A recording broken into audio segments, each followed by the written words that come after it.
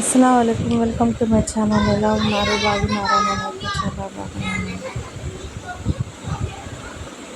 మీరందరూ బాగుండాలని మనస్ఫూర్తిగా కోరుకుంటున్నాను. ఈరోజు అయితే పాలకూర పప్పు చేస్తున్నాను. కొద్దిగా కందిపప్పు, కొద్దిగా మసూర్ దాల్ ఉంటే ఆ రెండు కలిపేసి మిక్స్ చేసేసి ఇంకా కడిగేసుకున్నాను.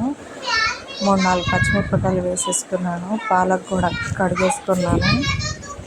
వేసి కడిగేసుకున్న పాలకు కూడా దీంట్లో వేసేస్తున్నాను. కందిపప్పులోకి 4-5 విజిల్స్ పెట్టుకుంటానండి. మెత్తగా ఉడికిపోయింది.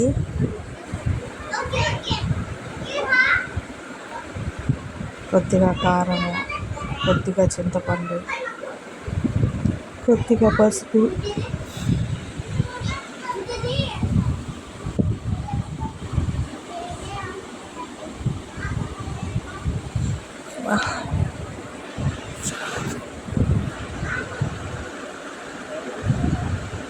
టమాటాలు కూడా కొద్దిగా 2 పెద్ద టమాటాలు వేసేసుకున్నాను.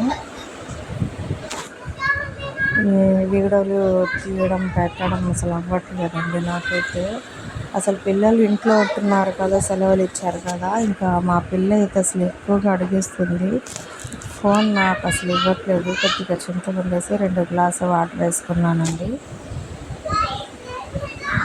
ఉడికిపోయిందండి. ఇంకా ఈ తర్వాత ఇంకా మెత్తగా చేసేసుకున్న తర్వాత ఇంకా ఉప్పు వేస్తున్నాను. కొద్దిగా సరిపోలేదు.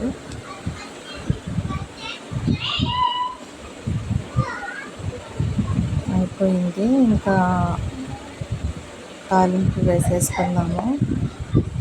వాళ్ళిద్దరి స్కూల్స్ ఇంకా మా పాప కూడా ఈ సంవత్సరం జాయిన్ చేసేస్తే ఇంక ఇద్దరు వెళ్ళిపోతారు. 4ంటికి వస్తారు.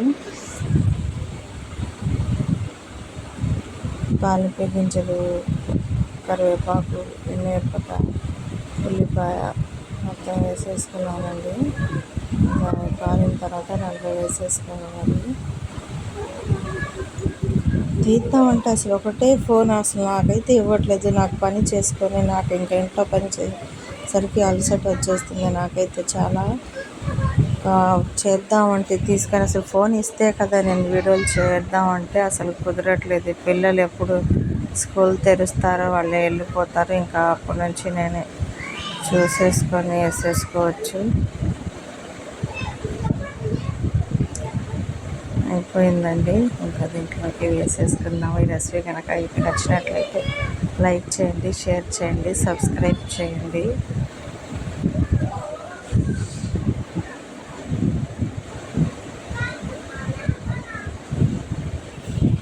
ఇదేనండి, చేశారు కదా.